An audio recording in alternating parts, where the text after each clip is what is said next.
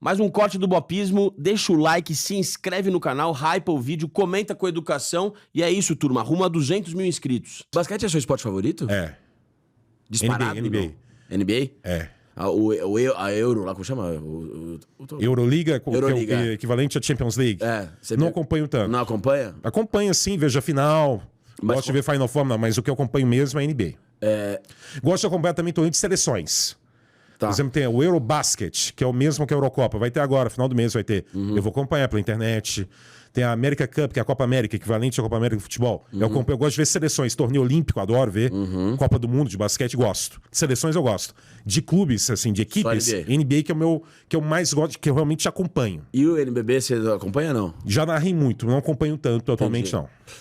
Mas você diria que basquete, se você fosse fazer um pódio dos seus 3 esportes favoritos, em primeiro lugar seria o basquete meio disparado, assim? Tá bem à frente. O segundo seria qual? Futebol. E o terceiro? Terceiro?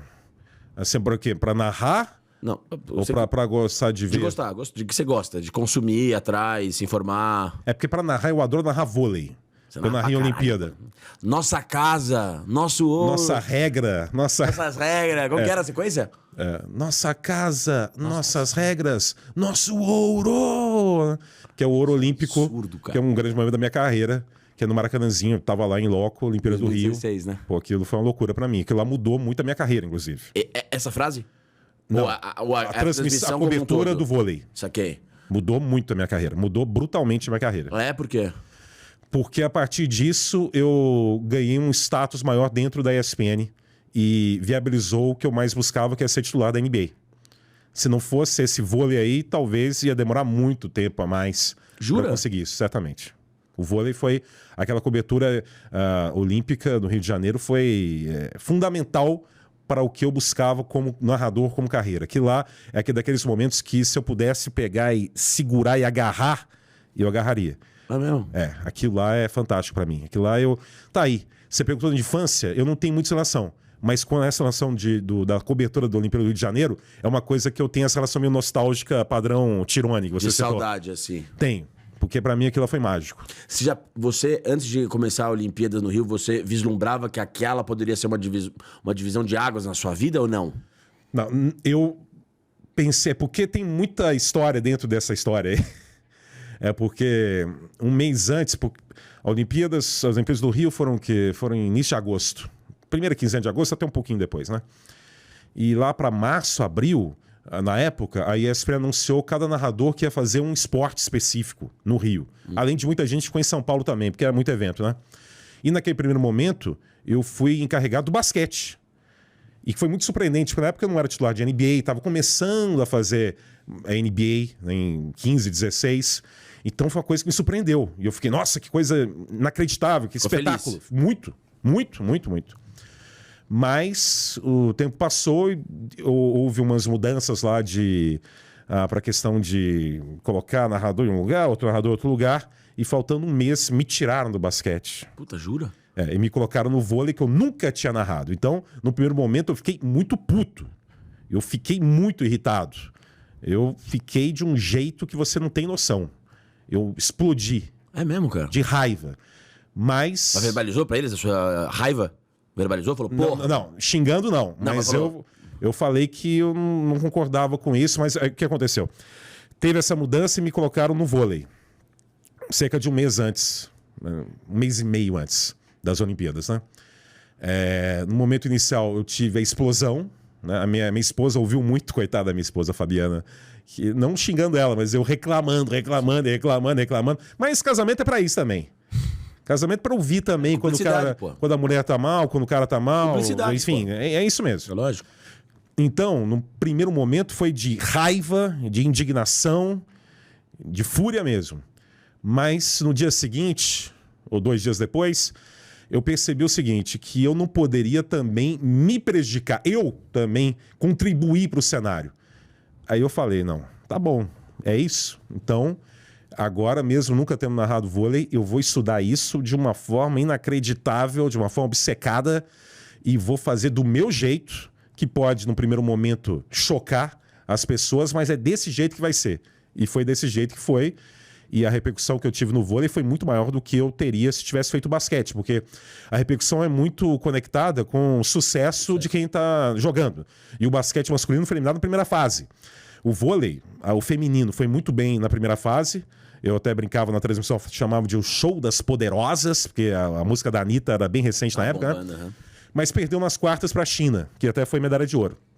E o masculino, que não foi tão bem na primeira fase, conseguiu uma reviravolta incrível e foi medalha de ouro. E aquele momento foi único para mim de repercussão diante do que eu tinha. Eu estava há 5 anos na TV, na ESPN na ocasião.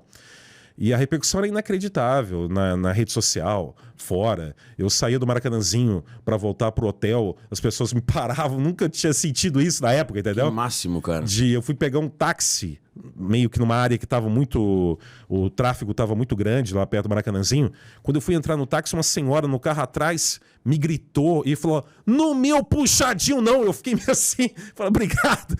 Então máximo, cara. foi um momento mágico. Então, essa coisa de nostalgia eu tenho em relação a isso, mas de muita gratidão acima, porque foi o que mudou muito o panorama do meu status mesmo na ocasião dentro da ESPN. Mudou bastante, então é aquilo. Cara, que loucura, né? Mas por que eu tô falando disso também? Você perguntou outra coisa também, não lembro, não. Não, eu perguntei dos esportes favoritos, aí você falou que você adorava narrar vôlei, lembra? Eu perguntei do pódio, do basquete, tá. aí você falou do vôlei, eu perguntei, aí você falou que adorava basquete, narrar. futebol E vôlei. Vôlei eu gosto muito, porque também depois disso, eu comecei a gostar de vôlei até de ver a seleção brasileira, feminina, mó legal, masculina. cara. E posso falar uma parada, velho? Assim, eu acho uma loucura você ter nunca narrado vôlei e ter aprendido em 1 mês e meio, e ter narrado daquele jeito que você narrou. Isso é absurdo, porque é outra dinâmica de esporte, é completamente diferente. Porque tem termos técnicos. Eu estudei, eu decorando agora, evidentemente eu não sei, mas na época eu sabia de qual era o time da China. Então, cara, mas isso é uma loucura, cara. Isso é um mérito Da China, absurdo. que é muita jogadora parecida, nome parecido. E a semântica do vôlei, os jogos, né? A jogada China, a invasão, não sei o que. Tem termos específicos. Não, eu fui. Esporte, Não, claro que também o trabalho da Ana Moser estava comigo, do Maurício Lima, que é o levantador fantástico, histórico. O Maurício Jaú também, que comentava vôlei lá também na ESPN, me ajudaram muito também. Mas eles também perceberam que eu tava estudando de um jeito louco, né? Que legal isso, cara. Pô, mas também... Mas tava doentio. Eu já contei em outros podcasts. Eu não participo muito de podcast, não, mas uma vez já contei essa história também da loucura do momento de estudo do vôlei.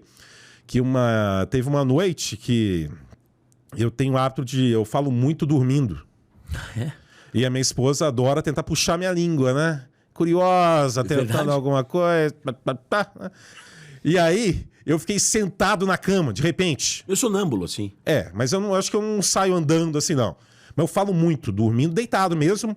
Mas nesse caso eu estava sentado. E ela dorme mais cedo e acorda mais cedo. Eu durmo mais tarde e acordo mais tarde. Mas ela viu, então, eu sentado. Perguntou: por que você está sentado aí? Que posição é essa? E segundo ela, eu respondi: essa é a posição do Marcelo Negrão. Basicamente isso. Histórico jogador de vôlei. Que eu vi lá no Maracanãzinho, não tive coragem de contar isso pra ele, mas acho que ele já viu depois do podcast. Então eu só pensava nisso. Cara, que diálogo extraordinário, cara. Foi um mês só pensando em vôlei. Eu imprimia lista de times, né? Saiu a convocação final, ou parcial, provisória. E via o jogo, ia no YouTube. Cheguei a ver jogo que a narração era em chinês, mas é pra ver jogadores. Porque eu narrei mais de 30 jogos, eu não sei quantos. Mas eu só narrei o vôlei na Olimpíada. Só? Só. Nenhuma outra modalidade? Nenhuma, no Rio, né? No Rio, sim. Então, e teve dia que eu narrei 2 jogos, teve dia que eu narrei 3, teve dia que eu narrei só 1, foram 2 semanas, são uns 30 e alguma coisa. Então, nessa preparação, eu ficava vendo o jogo para tudo que é lado, eu ouvia também narração em português para ver quais eram os termos que eu considerava essenciais para o jogo, o básico, de jogadas, né? Para também colocar no automático na minha cabeça. E fui decorando o time, decorando o jogador, e pegando também contexto histórico de cada equipe, qual foi o resultado anterior em torneio mundial, Olimpíadas, para colocar isso no jogo. Então foi 1 mês e meio que eu só pensei nisso. Supletivo do vôlei. E ainda fazia escala da ESPN. Narrava, por exemplo, beisebol. Eu pegava meia hora final para saber qual jogo que eu vou fazer aqui. Porque eu tava vendo era vôlei antes. Meu negócio foi... Que era até, de certa forma, uma rebeldia, né? Já que me tiraram do basquete e colocaram no vôlei, então agora vai ser vôlei o tempo inteiro aqui. E durante a competição... Então, de certa forma, até assumindo pra você, também teve um combustível também de raiva. Teve? Teve. Eu vou provar pra você. Então, é isso que vocês vão fazer comigo? Então eu vou mostrar como vai ser. Foi. Basicamente. Combustível não, foi um baita combustível. E a raiva é um puta combustível mesmo, cara. Mas você tem que usar bem ela. Claro, né? canalizar. Eu canalizei bem. Sim. E porque também, apesar de tudo, eu também respeitava a grandiosidade do vôlei. Não estava me colocando também em coisa pequena. Né? Então eu respeitava isso também. Então, a partir disso, eu falei, não, então vamos aqui também. Não é uma coisa que eu tenho o hábito de fazer, nunca tinha narrado, mas é grande também, não vou me prejudicar, vou estudar e fazer. Qual foi a sensação quando você fez aquela frase, essa frase que eu acabei de falar? Quando acabaram as transmissões, acabou o ouro, não sei o quê. Você já tinha percebido àquela altura que você estava num outro lugar? Tipo essa senhorinha do táxi? Já percebeu? Já, porque na internet na época era impressionante. Era impressionante, eu lembro disso. Era impressionante. Então, já percebi, assim, que a ponto de... A emissora fazia, no Facebook, anúncio que eu ia narrar o jogo. No Sport Center da noite, o Paulo Soares, não sei quem tava, não sei se o Antero tava também, tinha um bloco de cada noite, de melhores momentos da minha narração de cada jogo.